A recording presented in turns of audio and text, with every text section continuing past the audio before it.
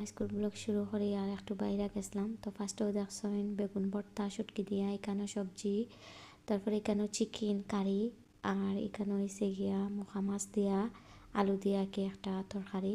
Colour দেখতে আসলে লাগে যে মজা। তো আমি আসলে তারা রেস্টুরেন্টে উঠছি ভর্তা নিতাম করি, আমার যে জানাকর ভর্তা খাইতাম কয়দিন ধরে। আর বাকি লোয়াত গেছি, তো এখানেও তারা এনো আলু ভর্তা, বেগুন ভর্তা, আরও ভর্তাও আছে। তো আমি কিছু ভর্তা আঁকি লইলাম। তো এগুলো দেখতে পারা বিফ কারি, দেখতেও লাগে ইয়াম্মি। তারপরে এখানে আলু ভর্তা, আর তারা খানি অলওয়েজ মজা হয়, সবসময় আমার কাছে ভাল লাগে। তারপরে একে গেলাম গিয়া ফ্রুটসর গড়ো, এখানেও ফ্রুটস দেখলাম। আর বিদেশি ফ্রুটস কেটাও দেখতা, দেশি যেটা ফ্রুটস আছে ওটারও যে দাম।